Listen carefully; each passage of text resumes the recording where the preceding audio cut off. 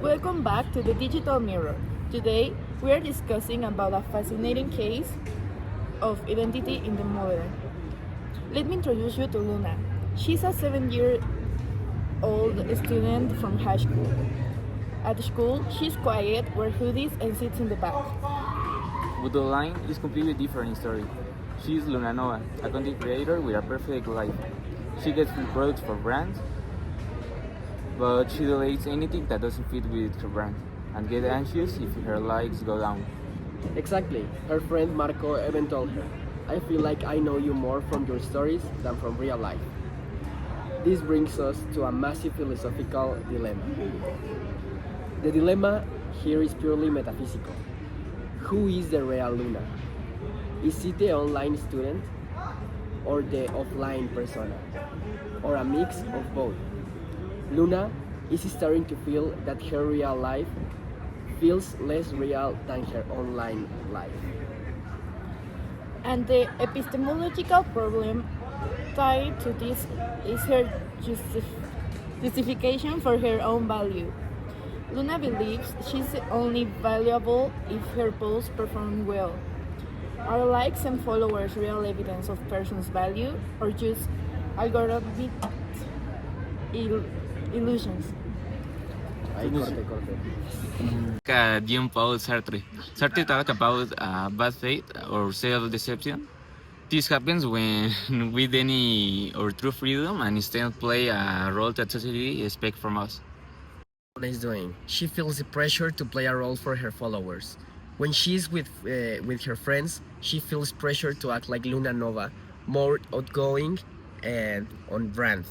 She is deceiving herself, treating herself as an object, a brand, rather than a free human being making authentic choices. A philosopher that perfectly explains this is Soren Kierkegaard. He criticizes living before the crowd. For Soren, the crowd is untruth. He argued that we must become individuals with an inward, honest relationship with ourselves. Luna is entirely living for the growth her followers. When the numbers go up, she's happy. When they go down, she feels empty. She letting the digital growth dictate her existence, retired looking inward to find out who really she is. In my opinion, this dual self exists because society rewards perfection. I think that she isn't necessarily a bad person for doing it, but she is hurting herself. She will definitely be happier focusing on being authentic offline rather than maintaining an exhausting illusion online. I agree. My opinion is that her belief that she is only valued if her posts perform well is entirely unjustified. The evidence that counts shouldn't be virtual likes, but real good connections. Her online person is started as a hobby, but it's become a prison. I want to add another layer to this. Another layer to this. From my perspective, Luna's anxiety comes from a misplacement of her values, which we can understand through Stoicism. The Stoic philosopher Epictetus taught the dictator of control. We only control our own thoughts and actions.